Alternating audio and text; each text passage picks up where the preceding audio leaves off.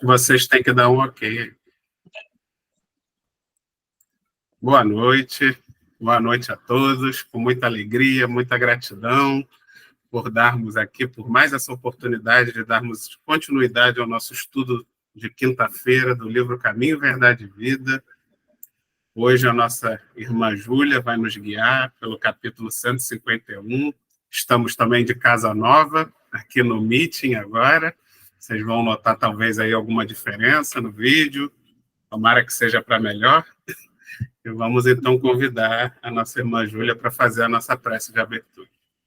Então, vamos unir os nossos melhores pensamentos, nossos melhores sentimentos, agradecendo a Jesus, a Casa de Emmanuel, que nos dá essa oportunidade de estudo, aos benfeitores espirituais, que nos ajudam também a estarmos aqui reunidos em nome do Cristo. E assim, felizes por essa grande oportunidade, agradecemos a Deus, nosso Pai, e pedimos permissão para dar por iniciado o estudo da noite do capítulo 151 do livro Caminho, Verdade e Vida. Fica conosco, porque precisamos de Ti, Senhor Jesus. Muito obrigada. Graças a Deus.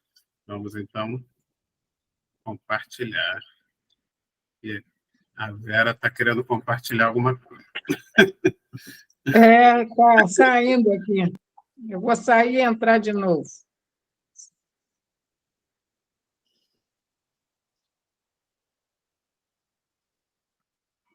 O capítulo 151, né, com o título Mocidade, é a segunda carta a Timóteo,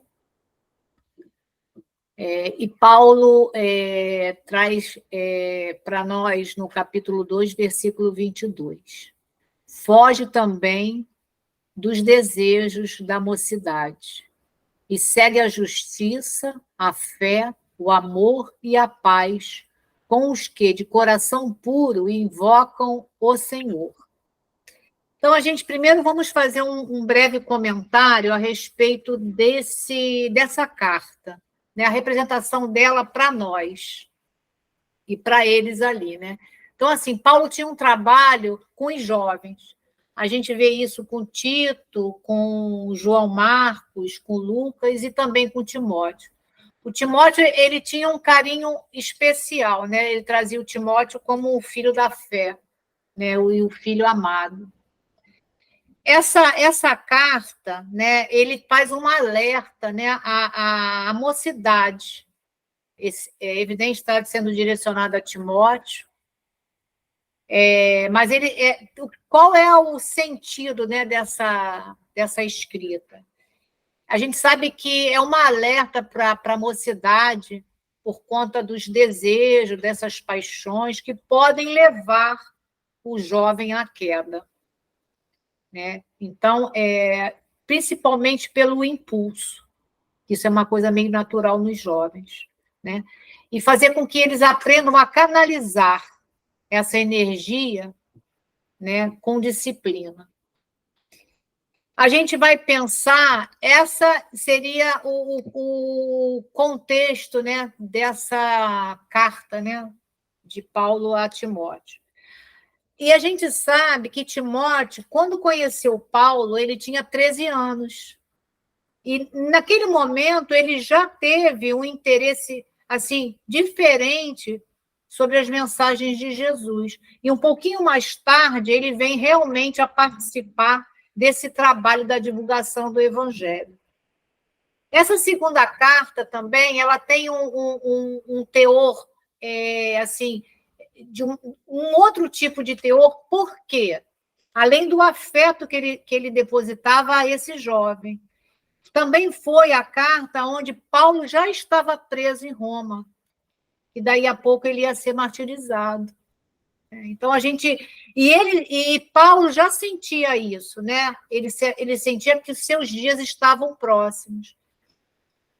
E essas orientações dessa carta, ela dirige a Timóteo, como ele deveria fazer, ensinar e o que ele deveria evitar. Então, era todo um cuidado que Paulo tinha para que ele pudesse levar esses ensinamentos, levar toda essa tarefa do evangelho de uma forma que ele pudesse evitar os transtornos do caminho.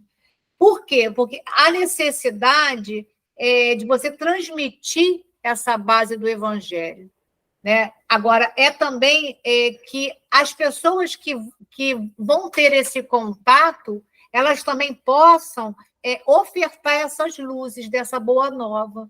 Então, é um trabalho em conjunto, né? Então, era isso que Paulo trazia de conteúdo mais efetivo nessa última carta. Agora, deixo aí para vocês comentarem.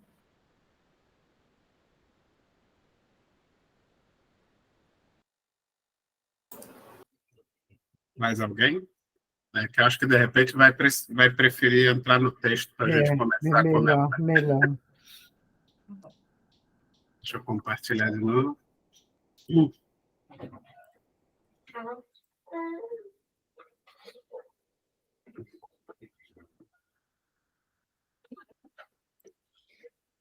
Quase sempre, os que se dirigem à mocidade lhe atribuem tamanhos poderes que os jovens terminam em franca desorientação, enganados e distraídos. Costuma-se esperar deles a salvaguarda de tudo. Aí a gente vai parar agora para a gente fazer esses comentários a respeito desse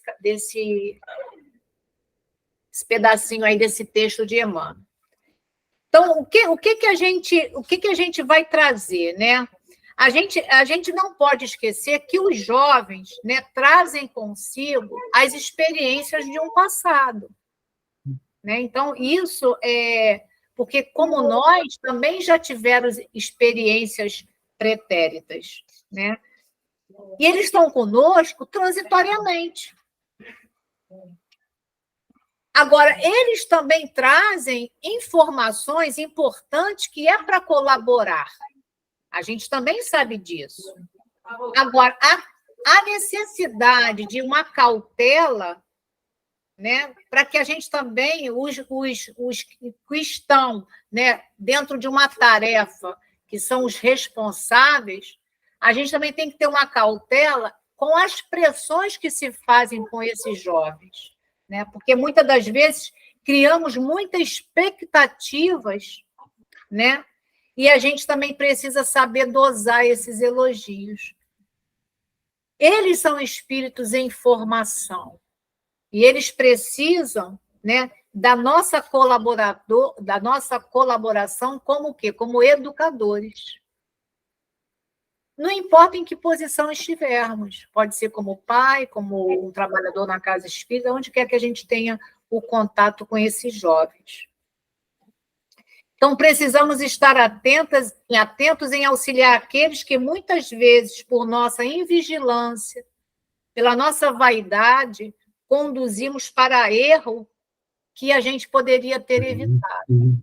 Porque a gente não deve colocar o jovem numa posição, ou seja, a gente idolatrar, às vezes, o jovem, porque ele é muito inteligente, porque ele é muito isso, muito aquilo.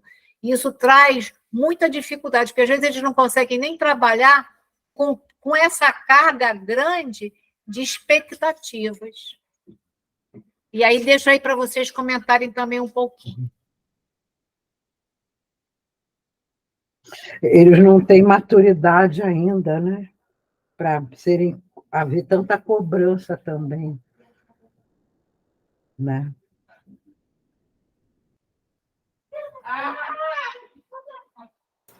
A gente sabe que os jovens, né, em qualquer, como você falou, Júlia, não é nem só na religião, né?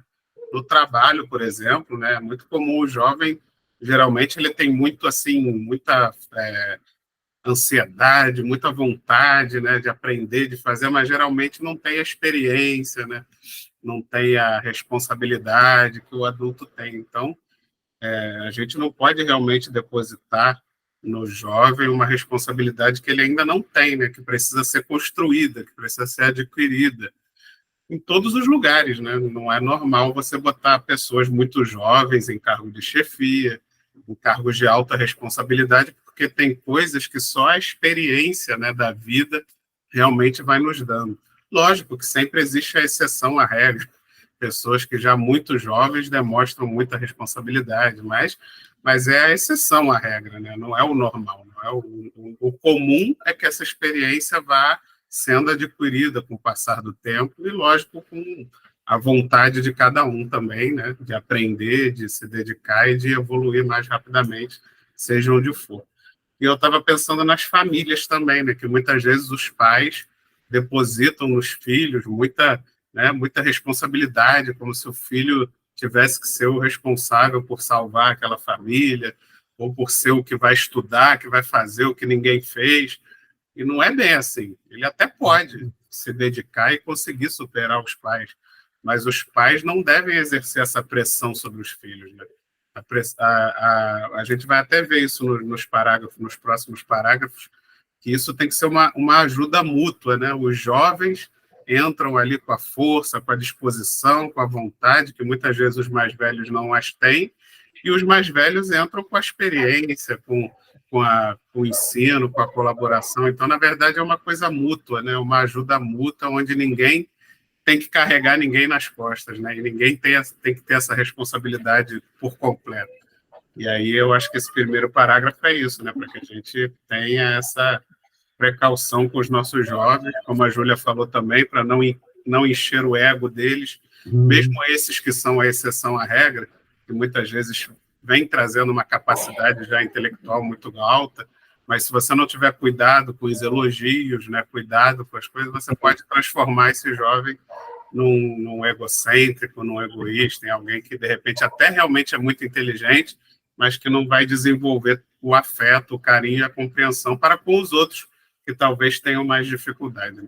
E que nem por isso são menos importantes como irmãos, né, como filhos de Deus para Deus.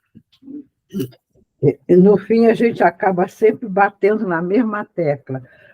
Tem que prestar atenção ao amor. O amor tem que estar presente em tudo, né? Senão, entra naquela intelectualidade e vai voando junto com eles, e aí depois cai, né? É isso aí. Mais alguém que quer comentar? Então, vamos em frente.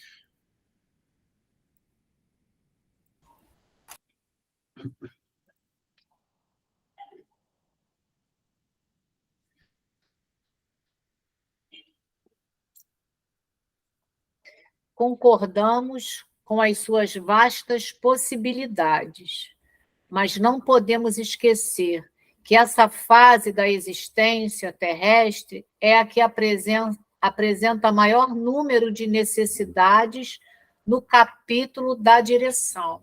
A gente já falou um pouquinho a respeito, né? Então, quando o Emmanuel coloca aqui para a gente, né, vastas possibilidades, né, isso aí a gente pode colocar aqui também como muitos sonhos, né, muita vontade que esses jovens têm para realizar. Agora, possibilidades, mas também com muitas necessidades, porque são espíritos, né, que a gente sabe que trazem a sua bagagem espiritual, trazem as suas experiências de um passado, mas a gente sabe que nós estamos aqui como responsáveis diretos, né? E Paulo estava também falando isso para Timóteo, que tinha ele como filho, e Emmanuel traz isso como educador também que é, né? Para que a gente tenha esse olhar, esse cuidado, né? Como o Dorô acabou de falar, né? Que a gente precisa ensinar e ensinar com amor.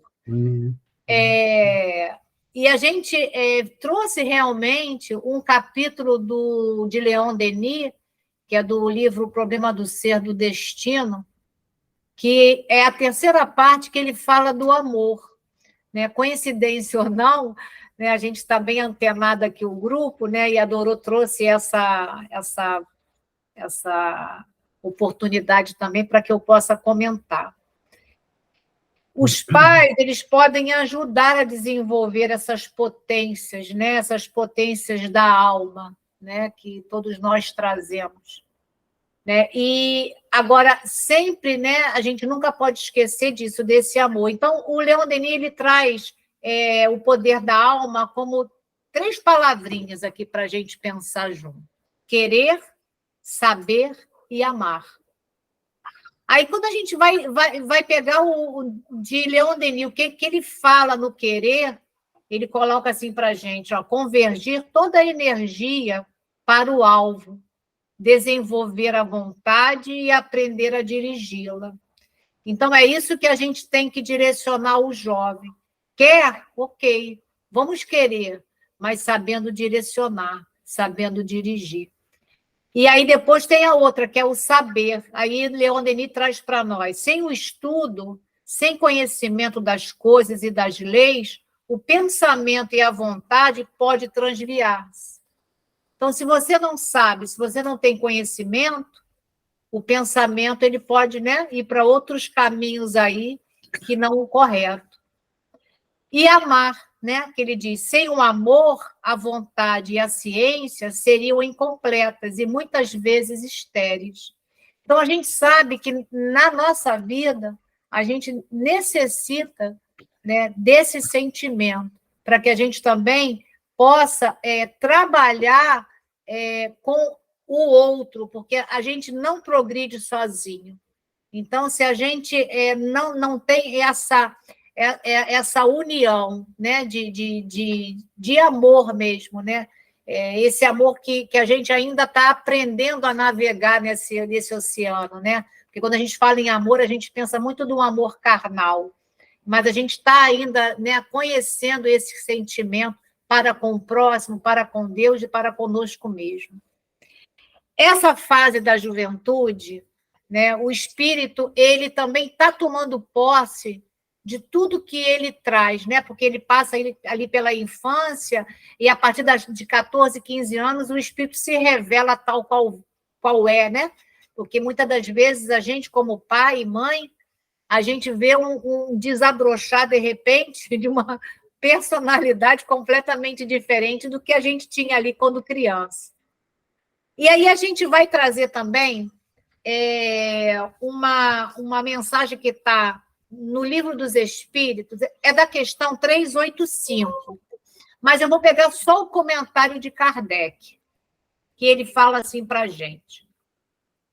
A fraqueza da pouca idade os torna flexíveis, acessíveis aos conselhos da experiência, e dos que devem fazê-lo progredir, é então que se pode reformar-lhes o caráter. Ele está dizendo aqui, Kardec, que por ele ser fraco, frágil, ainda na infância, você tem como ajudá-lo a trabalhar as suas más inclinações. É então que se pode reformar-lhes o caráter e reprimir seus maus pendores. Esse é o dever que Deus confiou aos seus pais, missão sagrada pela qual terão que responder. A infância é não apenas útil, necessária, indispensável, mas também a consequência natural das leis de Deus. E lá no Evangelho, no capítulo 14, no item 9, Santo Agostinho, ele traz para a gente exatamente o que Kardec traz aqui nesse comentário da 385. Ele fala: lembrai-vos de que cada pai e cada mãe perguntará a Deus que fizeste do filho confiado à vossa guarda. Se por culpa vossa ele se conservou atrasado, tereis como castigo vê-lo entre espíritos sofredores, quando de vós dependia que fosse ditoso. Então, todo esse trabalho, né, que é de responsabilidade desse educador, principalmente dos pais, ele tem que ser importante, principalmente na primeira infância, né, naquela fase que tem condição de você moldar esse caráter. E a gente sabe que isso tem que ser também feito com amor. Agora fica aí para vocês aí o comentário também.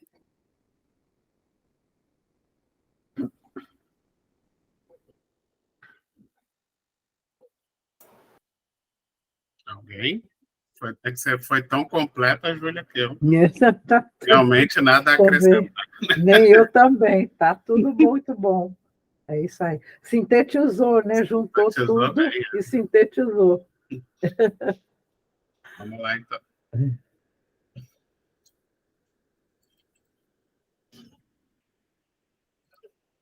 E muito diálogo, né? Como é importante o diálogo.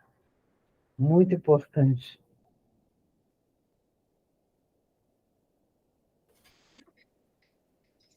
O moço poderá e fará muito se o espírito envelhecido, na experiência, não o desamparar no trabalho. Nada de novo conseguirá erigir, caso não se valha dos esforços que lhe precederam as atividades. Em tudo dependerá de seus antecessores. Aí a gente vai traduzir aqui essa frase do Emmanuel, quando ele diz: nada de novo conseguirá edificar, né? Que esse erigir aí, né? Quer dizer edificar, elevar, né? Caso não se valha dos esforços dos que lhe precederam as atividades. Então, eu fiz aqui umas anotações, me permitem ler, que há necessidade da solidariedade das gerações. A vida é uma ciranda. E nessa ciranda, quem escolhe a ordem é Deus. Essa foi uma frase que eu escutei do Haroldo, tá, gente? Eu achei muito interessante a gente trazer aqui, não é minha, não, tá? Então, ele diz assim, ó, quem chegou primeiro foi porque Deus determinou. Para valorizar a tua posição, você não precisa desrespeitar a posição de ninguém. Aproveita quem te antecedeu, porque a vida é um curso e você só tem que levar adiante. Então, é uma ciranda. Uma hora eu estou como mãe, outra hora eu venho como filho. Então, por isso que Emmanuel diz que a gente depende dos nossos antecessores, né? Porque você não constrói nada sozinho. Então, a necessidade dessas reencarnações para que se mude de posição, mas agora a gente vai estar sempre dependendo de quem esteve conosco ou a gente lá atrás, né? Então, é o progresso de mãos juntas. Então, como ele fala, solidariedade das gerações. E aí a gente fala solidariedade, a gente não pode esquecer da fraternidade, que a fraternidade tem que ser em todos os campos da vida. Agora deixo para vocês, tá? Ô, Júlia, independente de reencarnar uma geração e outra, também você, dentro da sua geração, você é filho, né? Seus pais lhe dão o exemplo, lhe educam, aí você se torna pai e mãe, aí você vai passar também o que você aprendeu para os seus filhos. Quer dizer, essa transição também está dentro da mesma encarnação também. Eu penso assim também. Perfeito, João. São essas visões, né? A gente traz isso, né, de passado e também traz de agora, porque tudo que teu pai construiu, né, você está naquele ritmo, né, ou de conservar ou de melhorar, né? Porque é o progresso, né? E sua filha, quem vier depois, também vai conservar algo que você deixou de essência, de importante, e vai melhorar. Porque se são espíritos que estão em progresso, estão reencarnando, eles vão trazendo, então, mais material. Então, o que você via hoje, a tua filha está vendo hoje com uma outra visão, e ela pode colocar um outro tijolinho, né? Um tijolinho que vai edificar esse projeto, né? É por aí mesmo, João. E assim, quando nós éramos jovens, né? Porque ninguém nasceu adulto aqui, nós tínhamos uma visão.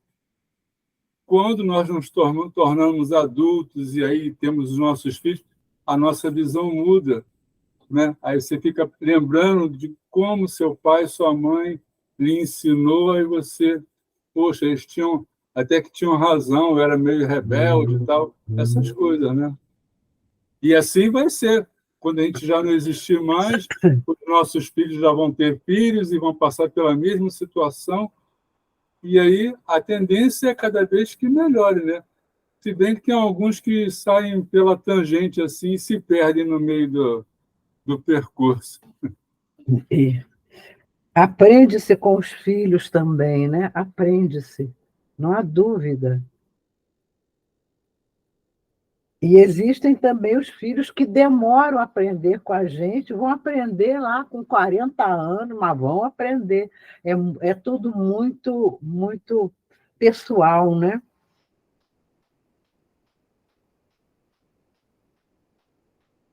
O que a gente não pode perder é a fé, né? É a fé em nós e neles também, na troca, né? Nessa troca.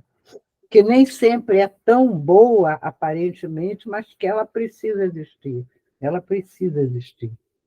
Né? Sim.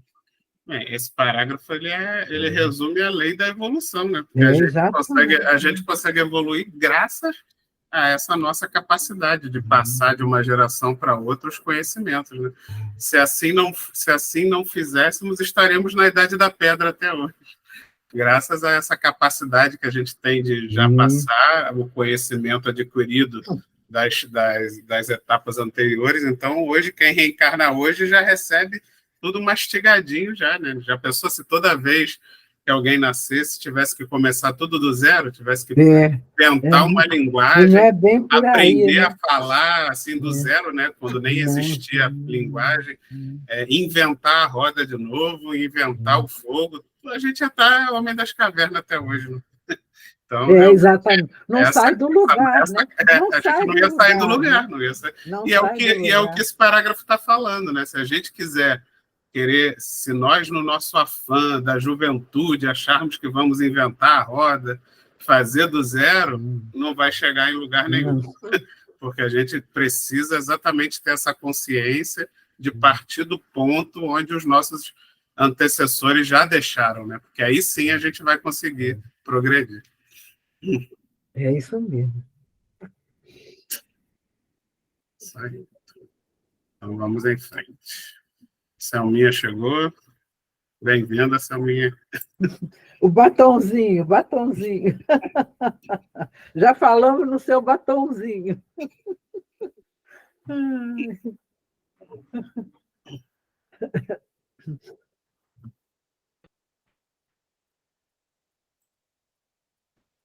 A juventude pode ser comparada à esperançosa saída de um barco para viagem importante. A infância foi a preparação. A velhice será a chegada ao porto. Todas as fases requisitam as lições dos marinheiros experientes, aprendendo-se a organizar e a terminar a viagem com o êxito desejado. Então, esses marinheiros experientes, né, que Emmanuel diz para nós aqui, esse é um processo educativo, né, iniciando com os pais, que são esses marinheiros que já trazem a experiência, né, nesse momento, para que a gente possa, como a gente acabou de falar, né, traz a experiência e a gente vai se aperfeiçoando no decorrer do tempo. Então, a gente trouxe aqui algumas pontuações e a gente vai pensar junto aqui, tá? Valorizar todas as fases da vida física e aprender o valor do envelhecimento. Isso é uma coisa muito importante para nós. O seu profundo significado, o prolongamento dos dias na Terra. Aí a gente pensou aqui também, se a visão da espiritualidade fosse uma realidade em todos os seres humanos, quer dizer, se a gente tivesse uma visão dessa espiritualidade, né, fosse uma realidade que muitos ainda só vivem esse momento presente como se fosse um corpo que vai acabar lá no túmulo, né? Daríamos conta das bênçãos que a reencarnação é para cada um. A experiência nas fases da infância, na juventude, na maturidade, são enriquecedoras,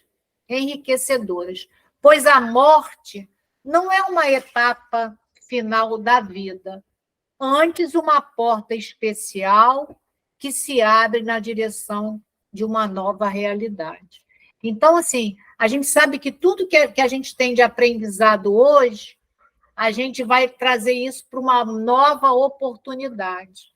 Então, e a gente sabe que a juventude, a gente tem toda essa vontade, né, de realizar coisas, de realizar algo. E a gente sabe que a gente precisa contar com quem veio antes de nós, né, que é essa madureza que nos dá também grandes oportunidades de evoluir. E aí a gente vai trazer uma questão do Livro dos Espíritos, que está lá no capítulo 4, que é a 166. E Kardec perguntou assim: como a alma que não atingiu a perfeição durante a vida corporal pode terminar de depurar-se? Aí os espíritos responderam: experimentando a prova de uma nova existência. E na 167, ele pergunta: qual o objetivo da reencarnação? Expiação, melhoramento progressivo da humanidade. Sem isto, onde estaria a justiça? E na 169, Kardec pergunta: o número das encarnações é o mesmo para todos os espíritos? Não. O que caminha rápido poupa-se das provas. Então, a gente vê aí, né, essa preparação que a reencarnação nos dá, de voltarmos para fazer melhor nas experiências aí por conta dessas expiações, dessas provas, e quem progride mais depressa tem um aproveitamento maior. Agora, a gente sabe que ninguém caminha sozinho, como eu já falei. A gente precisa sempre do outro, para que a gente possa, de fato, caminhar. Porque tem sempre algo para aprendermos e temos sempre algo para educar o outro, ou para ajudar o próximo. Então, é isso. Deixo agora para vocês aí outros comentários.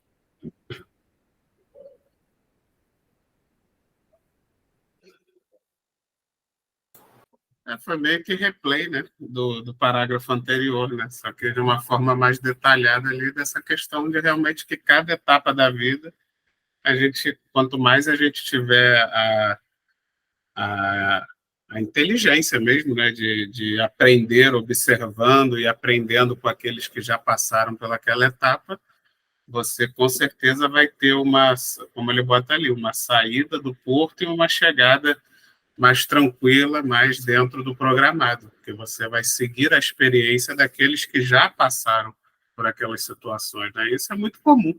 A gente vê que tem jovens que aprendem realmente só de ver, né? Só de ver o que os pais passam, ou às vezes um irmão mais novo observando um irmão mais velho, e aí muitas vezes ele não precisa passar exatamente por aquele mesmo problema para fazer diferente, né? Só de observar ele já faz. E outros não, né? Outros realmente parece que preferem não ver, tapar os olhos e só percebem realmente a necessidade da mudança quando sofrem na pele aquela mesma situação, mesmo tendo a oportunidade de ouvir dos pais que vai acontecer, é como se não acreditasse, né? Só acredito vendo.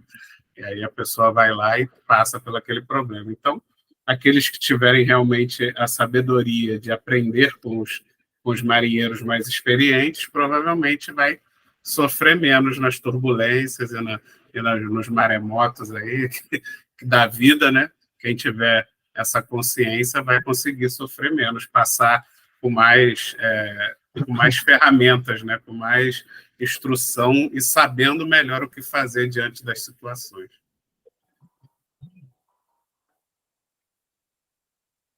Mais alguém que queira comentar?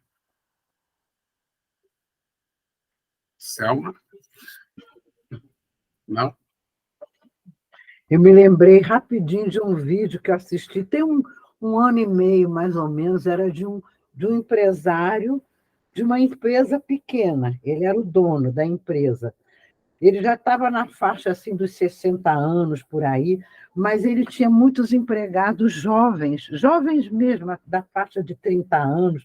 Então, ele contando a experiência dele, muito interessante, onde aquela juventude, aquele impulso, aquela energia deles era uma coisa que fazia muito bem a ele, tá? Ele tinha receptividade, mas que ele também precisava, muitas vezes, levar a sabedoria dele, a maturidade, exatamente para acalmar, não para impedir aquele potencial, mas para acalmar e os jovens poderem caminhar, mas sem também entrar naquela coisa agitada. Muito interessante o trabalho dele, como ele se sentia feliz de estar trabalhando com aqueles jovens. Muito bonito, sabe? Um vídeo curto, que eu nunca mais eu esqueci desse vídeo. E a abertura dele, né, da cabeça dele, de acolher, né, aquela juventude, mas de também ir ali serenando eles, sem entrar numa perseguição, numa raiva, nada de. Não tinha isso. É muito interessante.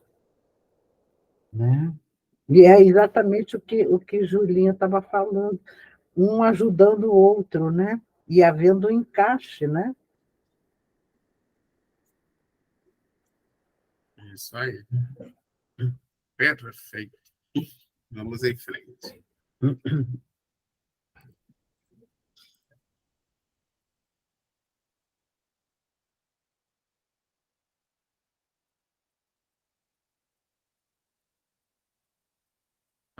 Sem som. Eu deixo fechado. Desculpa. É indispensável amparar convenientemente a mentalidade juvenil e que ninguém lhe ofereça perspectivas de domínio ilusório. Nem sempre os desejos dos mais moços constituem o índice da segurança no futuro. E aí a gente vai pensar juntos aqui desses dois parágrafos aí do Emmanuel, né? Eu anotei aqui para trazer bem, para não perder, né, o meu raciocínio. É necessário a educação do jovem, direcioná-lo para as coisas espirituais. O reencarnante, em processo de aprimoramento, está a caminho da compreensão da vida, do autoconhecimento. Fica vulnerável se não tiver a seu lado orientadores encarnados ajudando a discernir e auxiliar em suas opções. Se a gente não for esses educadores que possa orientar, que possa direcionar, a gente sabe que o jovem ele fica muito sem horizonte, sem sentido. Às vezes uma palavra que você faça, que você comente, você modifica aquele pensamento. Porque assim, eles são muito impulsivos. Nós fomos assim, né? E a gente sabe que não é com a violência, né? Como a Dorô trouxe para a gente do amor, né? E eu também trouxe, né, de Leon Denis, que a gente tem que trabalhar isso no jovem, né? O amor, né? Essa compreensão. Sabemos que é difícil, muitas das vezes, nós como educadores, né? Não só como pais, mas às vezes como professor, até no próprio trabalho, você direciona jovens. Então, a gente, às vezes, sai um pouco do nosso controle, mas a gente sabe que eles precisam, como disse Emmanuel aqui, ó, segurança para o futuro. Muitas das vezes é uma palavra, né? É uma orientação. E a gente não vai deixar de trazer do Evangelho segundo o Espiritismo, de um espírito chamado João, está lá no capítulo 13, no item 16, e João traz para a gente assim: todos vós podeis dar, qualquer que seja a classe a que pertençais, alguma coisa dispondes que podeis dividir. Seja o que for, Deus vos haja outorgado uma parte. Espera aí. Seja o que for, Deus vos haja outorgado uma parte do que ele vos deu, deveis àquele que carece do necessário, porquanto, em seu lugar, muito gostarias que o outro dividisse convosco. Então, a gente nunca está pobre que a gente não possa doar algo, que a gente não possa dar alguma coisa para Deus, para o próximo, porque Deus já nos deu. Então, assim, a gente só vai passar por uma outra mão. São as nossas experiências, às vezes é realmente alguma coisa material.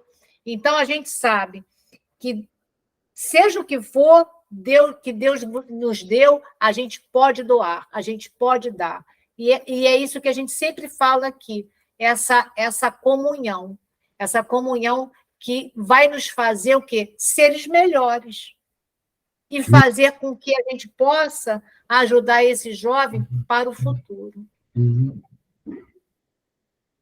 É isso mesmo. A importância, né, que a gente tem ao conduzir os jovens, né? Seja nossos filhos, nossos sobrinhos, algum jovem que esteja, de alguma forma, submetido às nossas influências, né? Porque muitas vezes, às vezes até sem perceber, nós é que incentivamos os nossos jovens a continuarem a ser o que a gente foi, né? E dando continuidade assim, ao lado ruim da sociedade que precisa mudar. Muitas vezes a gente incentiva os nossos filhos a dar continuidade ao que está aí, da disputa, de você tem que ser o melhor, você tem que sobrepor os outros, seja no esporte, seja no trabalho, seja nos concursos da vida, e por aí vai, né? E aí a gente está formando aí novos adultos que vão perpetuar esse sentimento de disputa, esse sentimento de batalha, em vez de alterar, né? Em vez de alterarmos aí para um sentimento de colaboração mútua, de trabalho em equipe, uma coisa mais voltada para esse lado, né? E mais feliz também, né? A Vera quer falar também?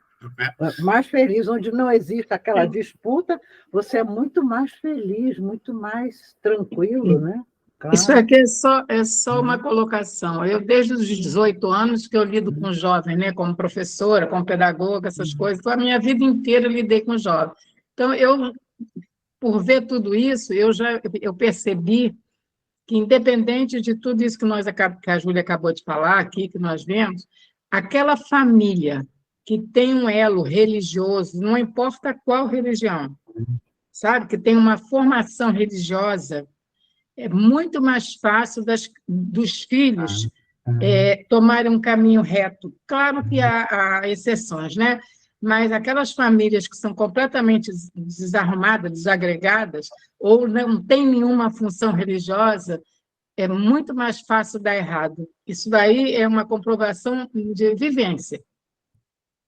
Sabe? Não importa a religião, mas basta ter um vínculo, onde há uma formação. Eu tenho visto isso bastante na minha vida. Não sei se vocês concordam.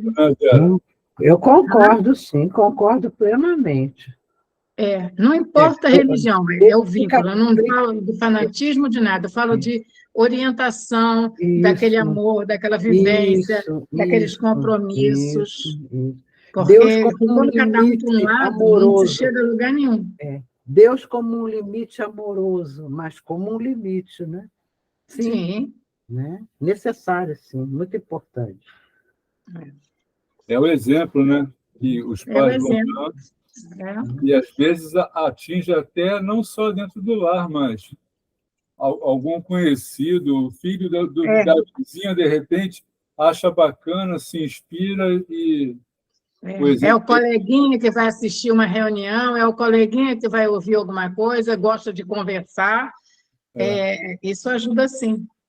Já aconteceu na minha casa, com meus filhos, aí o colega conversa, escuta e pergunta, e aí daqui a pouco está reunindo uma porção de pessoas conversando sobre determinada religião, determinado assunto. Muito importante. Isso mesmo. A importância das evangelizações, né? Acho que esse Esse seu relato mostra a importância da evangelização infantil na vida das pessoas, né, das crianças, e principalmente a mocidade, que realmente a mocidade é mais complicada ainda. Que a gente vê que as casas espíritas, geralmente, quando chega a mocidade, esvazia, né? Porque todos nós já fomos jovens, né? Tivemos nossos 16, 17, 18 anos, e a gente sabe que dificilmente religião era algo que ocupava muito a nossa cabeça, né? Então a mocidade é um momento difícil, mas a importância dessa base religiosa, como você falou, a evangelização ajuda muito, porque aí o jovem já cresce com aquela sementinha dentro dele, mesmo que quando ele chegue ali na juventude, com os hormônios à flor da pele, mesmo que ele até não queira frequentar uma mocidade, mas aquela sementinha da evangelização freia, né? Freia ele os impulsos mais... E depois que passa a juventude, que os hormônios se equilibram, e aí a sementinha brota e ele volta a sementinha. Sim. E volta muitas vezes trazendo o neném no colo. O fruto dos hormônios. É muito bonito, isso é muito lindo. É muito lindo. Vem com a mulherzinha tirar colo e o bebê. É muito bom. E como eu li ali do Evangelho, né, do Espírito João, tem muitos que carecem, né, do necessário. Então, quer dizer, é complicado, né? Como ele disse, né? Carece do que é básico, né? Então, quer dizer, como a Vera falou, não tem o básico, não tem o alicerce. Então, quer dizer, fica muito vulnerável. Então, esse alicerce não existe. Então, já diz lá, né, a casa construída na areia. Então, o que você vai... Então, a gente sabe que tem exceções, que você pode, às vezes, não ter uma base, mas você consegue, né, ir pelo caminho reto, o melhor caminho, mas a gente sabe que isso é difícil, que a gente que tem um alicerce, e em certos momentos a gente está vulnerável, né? Então, e como? Pelo amor de Deus! Olha...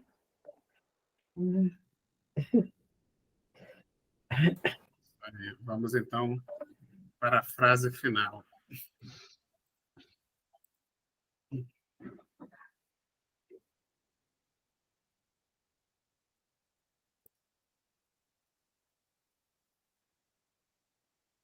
Desculpa. A mocidade poderá fazer muito, mas que siga em tudo a justiça, a fé, o amor e a paz com os que, de coração puro, invocam o Senhor. Então, a gente já falou muito hoje, né, desse amor, né, que é a necessidade para o jovem, né, essa justiça, essa fé, também nós já falamos. E aí a gente vai pensar, né, que Jesus ele já disse para nós, né, naquela passagem que está em Marcos, deixai que venham a mim as criancinhas. Né? E no Evangelho, no capítulo 8, item 3 e 4, tem aquela mensagem que diz, né, que o reino dos céus não é para elas, mas é para as que lhes assemelham. Quer dizer, porque a gente sabe que a criança está naquele momento ali, criança hoje, mas às vezes é um espírito milenar, que trazem as suas dificuldades, e às vezes muito complicadas até. Então, o reino dos céus, né, deixai que venham as minhas criancinhas, porque o reino dos céus é para elas. Não é para elas, é para para os que lhes assemelham. Por que lhes assemelham? Porque toda criança, né, traz essa pureza que a gente pode, durante essa primeira fase, a gente pode modificar, melhorar esse caráter, né, contribuindo com a educação, com o amor, com tudo isso, né, que a gente já falou, principalmente com a evangelização. E a criança, ela também, ela é mais simples, pura, porque ela não traz ainda aquelas máscaras, né, que nós, adultos, muitas das vezes precisamos colocá-las para viver em sociedade. Isso Né? é verdade, também, né? Então, o que a gente pode deixar aqui como complemento final, né? Nós somos esses espíritos imortais e não importa a idade do corpo que nós temos. O importante é que a gente possa fazer a diferença no mundo, em qualquer posição que a gente possa ocupar. Ora como pais, ora como filhos, ora como amigos, como avô, não importa. Importa que a gente esteja aqui nessa vontade, nessa perseverança, porque a gente sabe das dificuldades de cada um de nós para estudar, para fazer esse esforço de continuar lutando com esse homem velho, né? Que está dentro de nós, porque essas nossas grandes dificuldades que a gente está aqui para vencer. Então, que a gente possa ser esse instrumento útil aí na mão dos bons espíritos, para que a gente possa fazer essa diferença aí na Terra. É. E a responsabilidade vai ficando cada vez maior. Quanto mais você vive, mais a sua responsabilidade aumenta, né? Porque primeiro você é pai e mãe, depois você é avô, e aí vai, né? Ser pai e mãe é uma coisa, ser avô é completamente outra coisa, porque você tem que saber entrar e sair, e não tirar de jeito nenhum a posição dos pais junto à criança, né? Isso é fundamental, mas é fundamental. Você pode até discordar de coisas, mas você tem que saber sair, para não prejudicar a relação também do filho com o pai, porque o avô tende a morrer mais cedo, embora mais cedo, e o filho vai ficar com aquele pai ali se relacionando, né? É uma tarefa, não é fácil, não. Tem que estar com muita atenção, né? É incrível, você com mais idade, você aprendeu mais, mas a responsabilidade eu acho muito maior. A responsabilidade moral, que eu digo, né? Mais alguém quer comentar? Não? Muito bom. Muito bom. Já Muito estamos bom, também Julinha. Muito bom. horário. Foi muito Mexeu bom. com a gente aqui, Julinha. Mexeu. Muito bom. Quando eu vi o título desse capítulo, eu já fiquei assim todo alegre. Falei, pô, mocidade. Aí já mandei para minha filha, mandei para todo mundo. É sempre um assunto, né, muito bacana, né, Claro. que nos remete assim, a essa esperança no futuro melhor, né, que os jovens sempre nos dão. Só que depende de nós também, mais velhos, e que estamos aí guiando os nossos jovens, fazer, né, ajudá-los a realmente construir esse futuro melhor. Bem, vamos então, deixa eu só ver aqui. A semana que vem já vai ser setembro, né? Setembro. Então, aproveitar até então para fazer propaganda do nosso Setembro Amarelo, que a partir durante todo o mês de setembro vamos dar uma pausa no estudo do livro Caminho, Verdade e Vida, e durante as 4 semanas de setembro nós vamos debater assuntos relacionados ao combate e à prevenção do suicídio, discutindo esse tema do Setembro Amarelo, e já começa comigo e o João na semana que vem. Então, peço licença para fazer a prece, João, e você faz a de abertura na semana que vem. Então, vamos fechar os nossos olhos, elevar o pensamento a Deus, a Jesus, a Maria Santíssima, com muita gratidão no coração por mais essa oportunidade de estudarmos, e que, principalmente, os nossos irmãos, mentores de luz, nos ajudem a colocar em prática no dia a dia, e que nós estejamos sintonizados a Ele para ouvirmos os conselhos e não deixarmos escapar a oportunidade de passarmos aos nossos filhos, aos nossos tutelados, a toda e qualquer criança e jovem que conviva conosco, o nosso exemplo, o nosso bom exemplo, no caminho e na moral do Cristo. Obrigado, Jesus, obrigado a todos os espíritos que estão aqui nos incluindo. Que assim seja, graças a Deus. Graças a Deus. Bem, meus irmãos, muito obrigado. Obrigado, Julinha, pelo estudo da noite de hoje. Obrigado pela presença de todos.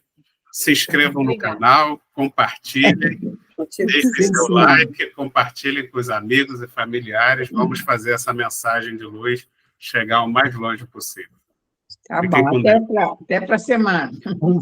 Uma boa noite. Obrigada, Julinha. Obrigada. Foi muito bom. Até semana que